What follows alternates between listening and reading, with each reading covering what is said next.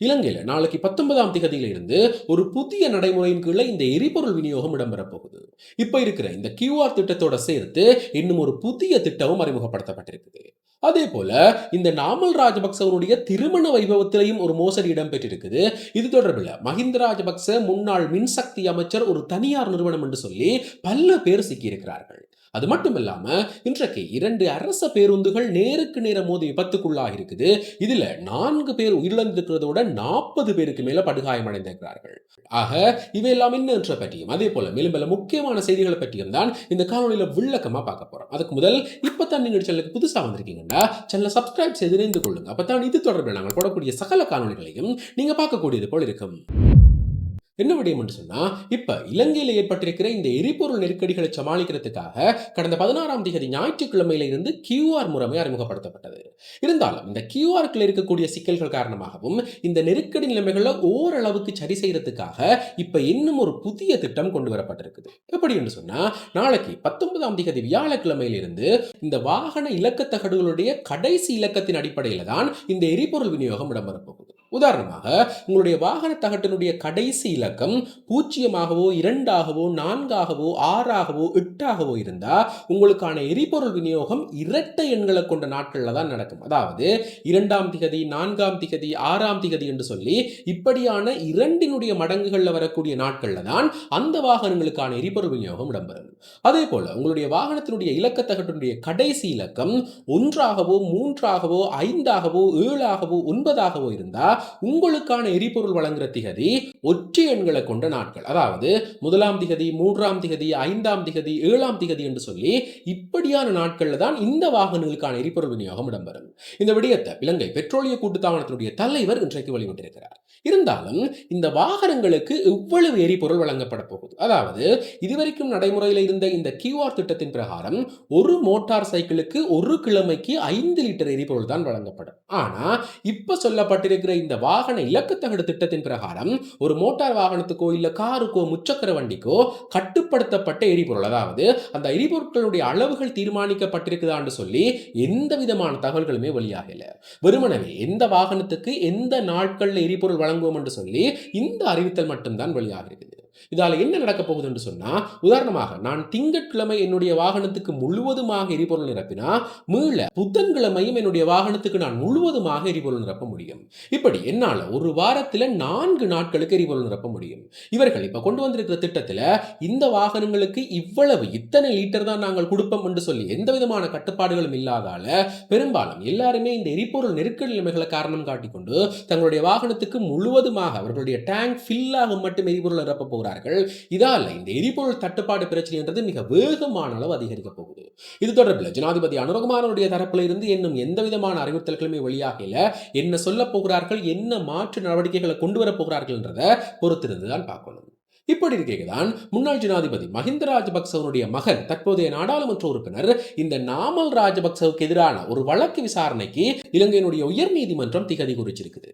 என்ன நடந்திருக்கு என்று சொன்னா, முன்னாள் ஜனாதிபதி கோட்டாபாய ராஜபக்சவனுடைய ஆட்சி காலம், அதாவது 2019ஆம் ஆண்டு காலப்பகுதிகளில் இந்த நாமல் ராஜபக்சவனுடைய திருமண வைபவம் இடம்பெறும் போது அதற்காக அப்ப பாராளுமன்ற உறுப்பினராக இருந்த டிவி சானகவனுடைய வேண்டுகோள்ல அப்ப மின்சக்தி அமைச்சராக இருந்திருக்கக்கூடிய ரவி கருணாநாயக்க அவனுடைய உத்தரவின் பிரகாரம் எங்க இந்த நாமல் ராஜபக்சவனுடைய திருமணம் இடம்பெற்றதோ, அதாவது எந்த இடத்துல அந்த திருமண நிகழ்வு இடம்பெற்றதோ அதுல இருந்து 1.5 கிலோமீட்டருக்கும் அதிகமான வீதிகள் எல்லாமே 2 பக்கங்களும் மின்சார விளக்குகளால் அலங்கரிக்கப்பட்டிருக்கிறது. இதற்காக அந்த ஒரு நிகழ்வுக்காக மாத்திரம், அதாவது இந்த தெருவோர மின்சார விளக்கு கட்டணமாக மாத்திரமே 2 மில்லியன் ரூபாய்களுக்கு மேல செலவிடப்பட்டிருக்குது. இருந்தாலும் இந்த மின்சார கட்டணத்தை செலுத்துறதுக்கான எந்த நடவடிக்கை இல்லை. இந்த நாமல் ராஜபக்சவோ மஹிந்த ராஜபக்சவோ என்று சொல்லி யாருமே ஈடுபடல. சொல்ல போனா இந்த மஹிந்த ராஜபக்ச குடும்பத்தில் யாரும் ஒருவருக்கு கூட இந்த மின்சார பற்றுச்சீட்டு வழங்கப்படல. இதற்கு பிறகு இந்த விடயங்கள் ஊடகங்களில் பேசுபொருளான பிறகு இந்த நாமல் ராஜபக்சவனுடைய திருமணத்தோட எந்த விதமான தொடர்பும் இல்லாத ஒரு 3வது நிறுவனம், அதாவது ரோயல் கோ அக்வா கல்ச்சர் பிரைவேட் லிமிடெட் என்று சொல்லப்படுகிற ஒரு நிறுவனம் இந்த மின்சார செலவுகளுக்கான கட்டணத்தை செலுத்தி இருக்குது. யார் இவர்கள்? இவர்கள் ஏன் இந்த மின்சார கட்டணத்தை செலுத்தணும்? இவர்களுக்கு இடையில என்ன சம்பந்தம்? அதே போல இந்த பாராளுமன்ற உறுப்பினர் முன்னாள் எரிசக்தி அமைச்சர் என்று சொல்லி இவர்கள் அனைவருமே தங்களுடைய பதவியை துஷ்பிரயோகம் செய்திருக்கிறார்கள் என்று சொல்லி இப்ப உயர்நீதிமன்றத்தில் மனு தாக்கல் செய்யப்பட்டு இந்த வழக்குகளை விசாரிக்கக்கூடிய திகதியாக ஜூலை மாதம் 1ஆம் திகதி நிர்ணயிக்கப்பட்டிருக்குது. இப்படி இருக்க பிரித்தானியாவிலிருந்து இலங்கைக்கு திரும்பி இருக்கக்கூடிய ஒரு தமிழருக்கு ஒரு வித்தியாசமான சம்பவம் நிகழ்ந்திருக்குது. என்ன நடந்திருக்குதுன்னு சொன்னா, இப்ப பிரித்தானியாவில் வசிக்கக்கூடிய யாழ்ப்பாணத்தை பின்புலமாக கொண்டிருக்கக்கூடிய ஒரு தமிழர் இந்த வருடம் ஆரம்பத்தில் சுற்றுலா விசாவில் இலங்கைக்கு வந்திருக்கிறார். இதற்கு பிறகு இவருடைய விசா முடிவடைய தருவாயில் இவர் வெளிநாட்டுக்கு போக மீளவும் பிரித்தானியாவுக்கு போக முயற்சித்திருக்கிறார். ஆனா இப்ப நடைபெற இந்த ஈரான் இஸ்ரேல் யுத்தத்தின் காரணமாக இந்த விமான பயணங்கள்ல தாமதம் ஏற்பட்டிருக்கிறது. இதால் இவருடைய விசா முடிவடை போது அதை நான் புதுப்பிப்போம் என்று சொல்லி போட்டு யாழ்ப்பாணத்தில் இருந்தே அந்த விசா புதுப்பிக்கிற நடவடிக்கையில் ஈடுபட்டிருக்கிறார். இருந்தாலும் அந்த விசா புதுப்பிக்கிறதுக்கு தேவையான கட்டணம் பேமெண்ட் லிங்க் இவருக்கு வரப்படையில.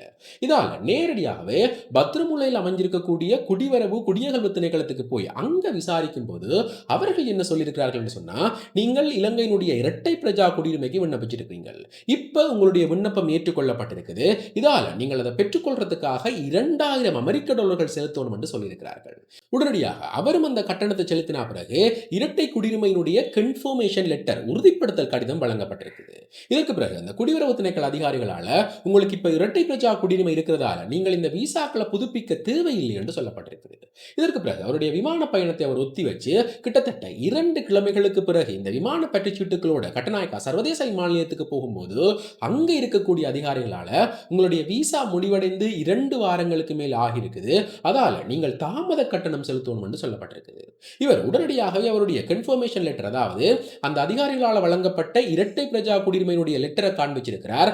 இருந்தாலும் இந்த விடயங்கள் எதுவுமே எங்களுடைய கணினி தரவுகள் அப்டேட் ஆகல, அதால நீங்கள் இந்த தாமத கட்டணமாக $600 கட்டணும், அப்படி இல்லை என்று சொன்னால் எங்களுக்கு நீங்கள் $300 தந்துட்டு இதில் இருந்து போகலாம் என்று சொல்லியிருக்கிறார்கள்.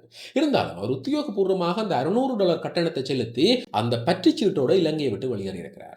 உண்மையிலேயே இந்த கண்ணுக்கு தெரியாத பல்ல மோசடிகள் இன்னும் அரங்கேறி கொண்டுதான் இருக்குது. அதற்கு மிகச்சிறந்த உதாரணம் இந்த பிரித்தானிய தமிழருக்கு நடைபெற்றிருக்கக்கூடிய சம்பவம் தான்.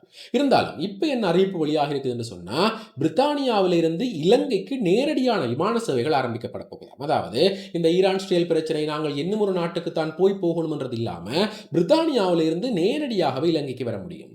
இந்த விடயத்தை பிரித்தானியாவுடைய பிரிட்டிஷ் ஏர்வேஸ் வெளியிட்டு இருக்குது. இதன்படி ஒரு கிழமைக்கு 3 விமான பயணங்கள் இடம்பெறும் என்றும் இதற்காக 777 போயிங் ரக விமானம் பயன்படுத்தப்பட போகிறதாகவும் பிரித்தானியாவுடைய பிரிட்டிஷ் ஏர்வேஸ் அறிவிச்சிருக்குது. இப்படி இருக்குதான் இன்றைக்கு அம்பாந்தோட்ட கதிர்காம பகுதியில் 2 அரச பேருந்துகள் நேருக்கு நேர மோதி விபத்துக்குள்ளாக இருக்குது. ஒரு பேருந்து கொழும்புல இருந்து கதிர்காம பகுதி நோக்கி வந்ததாகவும் மற்ற பேருந்து திஸ்ஸவில் இருந்து கரப்புட்டி நோக்கி பயணிச்சதாகவும் சொல்லப்பட்டிருக்கு.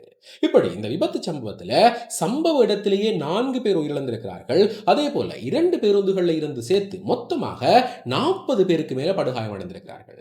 இவர்கள் அனைவருமே அங்கிருந்து மீட்கப்பட்டு வைத்தியசாலைகள் அனுமதிக்கப்பட்டிருக்கிறதாகவும் இந்த விபத்துக்கான காரணம் என்ன, யாருடைய தவறு என்று சொல்லி இப்ப புதிய ஒரு விசாரணையும் ஆரம்பிக்கப்பட்டிருக்குது. ஆக இந்த விடயங்கள் சார்ந்து உங்களுடைய கருத்துக்கள் என்னன்றதை மறக்காம கமெண்ட்ஸ்ல சொல்லுங்க. அதே போல இந்த செய்திகளை நீங்கள் உடனுக்குடன் தெரிஞ்சு கொள்ளணும் சொன்னா கருத்து பகுதியில் இருக்கக்கூடிய இணைப்பூடாக வாட்ஸ்அப்ல இணைந்து கொள்ளுங்க. இதே போல மேலும் ஒரு முக்கியமான பியோசமான தகவலோட இன்னும் ஒரு காணொளியில் சந்திக்கிறேன். நன்றி.